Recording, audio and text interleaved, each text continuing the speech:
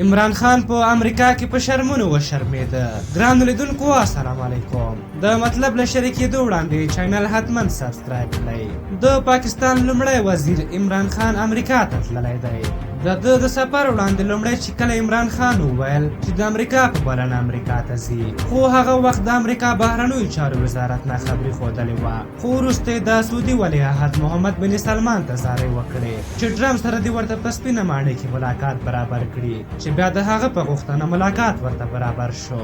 خو کله چې واشنګټن ته لاړ، یو امریکایي لوړ رتبه چارواکی هم ښه راغلاست نه و ورته راغلی. د دوی د بهرنیو چارو وزیر شاه محمود قریشي او په واشنګټن کې د پاکستان سفیر ورته ښه راغلاست راغلی و.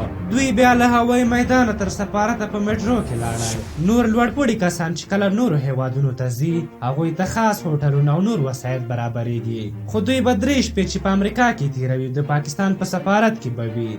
دوی یادولو ده چې دا لومړی ځل ده چې عمران خان د لومړي وزیر تر ټاکل کېدو وروسته امریکا ته ځي. هغه همداسې حالت کې چې سترګې خړې نیولې وې او هېڅ قسم ترتیبات نه وو ورته نیول شوي. بیخي له نابللې میلمه هم بدتر و. بیا د خپلې حیا خوندي کولو لپاره په امریکا کې د پاکستاني میشتو یوه غټه غونډه جوړه کړه او جذباتي وینا یې ورته کوله. خو د غونډې له باندې د پی ټي ایم زنده‌باد نارې وې او د علي وزیر او محسن داوړ د خوشي کېدو شعارونه ورکول کېدل.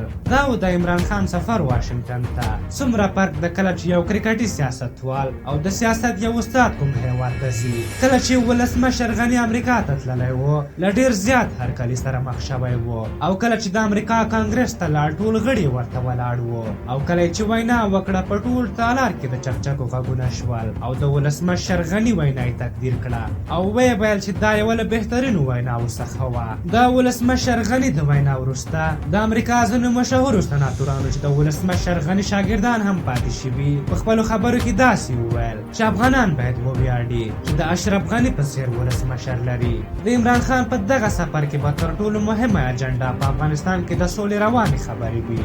د یادولو ده چې د امریکا ولسمشر ډونالډ ټرمپ ویلي دي چې غواړي له عمران خان سره د طالبانو مسله یو طرف ته کړي. هغه ویلي چې په انتخاباتو کې خلکو سره ژمنه کړې وه چې د افغانستان جګړه به پای ته رسوي او اوس یو وخت دی چې یاده جګړه پای ته ورسیږي.